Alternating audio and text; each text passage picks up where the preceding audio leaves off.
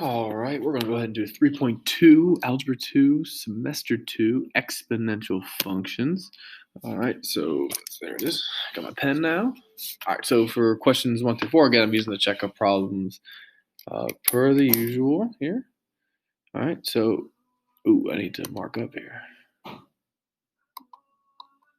Make sure I'm on blue. All right, cool. Now we're ready. All right, so evaluate the exponential function, find f of 3 for the function below. So we're trying to find f of 3. So if I write that underneath here, what you'll see, as long as I keep it in order, write it neatly, is that the 3 replaces the x. All right, so f of 3 is normally f of x, so the 3 just replaces the x. So we're going to plug the 3 in for the x. And we're going to do 4 to the third power. Just calculator plug in, get your answer. I guess we'll do that one real quick. 64. Cool. So here we have f of 2. That means all I'm doing is I'm plugging a 2 in for the x. Whatever's in the parentheses is my independent variable. That is represented generally by x. So f of x, the 2 replaces the x. I just put a 2 there. Plug into a calculator, you can solve it. Same thing, we have f of 4. So it's going to be equal to 9 times to the 4th. Same thing here. Now we have a 7 instead. And again, you just have to plug these into a calculator to get your final answer. That's not too bad. So all this is asking you to do is basically you're plugging in for x. This is basic stuff that you guys did a lot in Algebra 1 and WebEx. You're just plugging in for x. It's function notation, plugging for x. All right.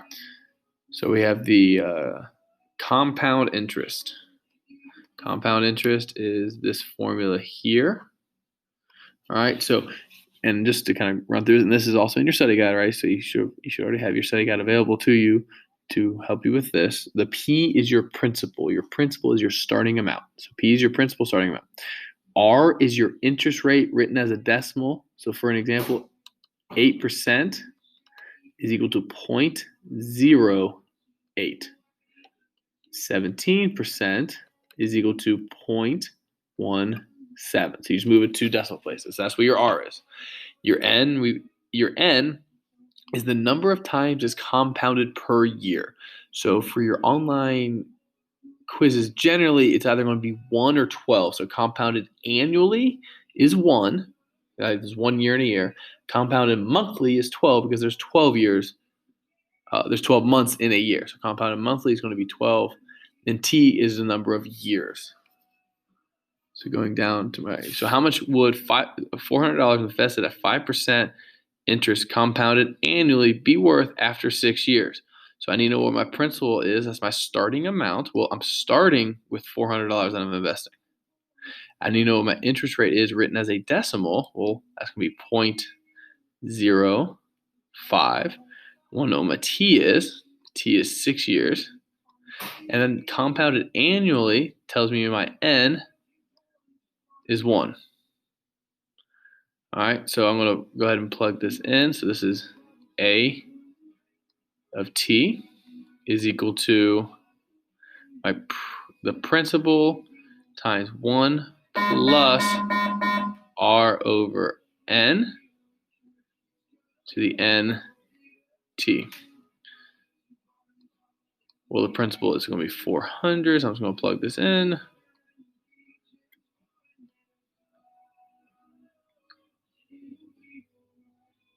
I know dividing by 1 is redundant, but I'm just showing you I'm plugging it all in. Same thing with multiplying by 1. I understand that's redundant. I'm just for clarity. And now from here, we would simply, this is just another calculator plugin. We can simplify this with a calculator. So here you have your P, 0.04 is going to be your R.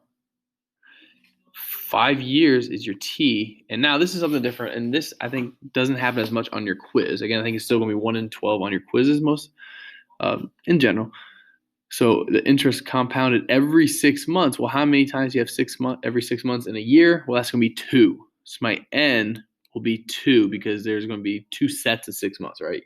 First 6 months and the second 6 months, and you leave your year. So we'll have the formula.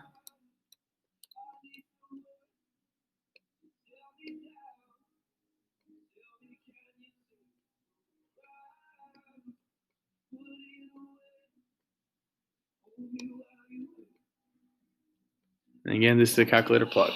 You can go from there. All right, so compounded monthly.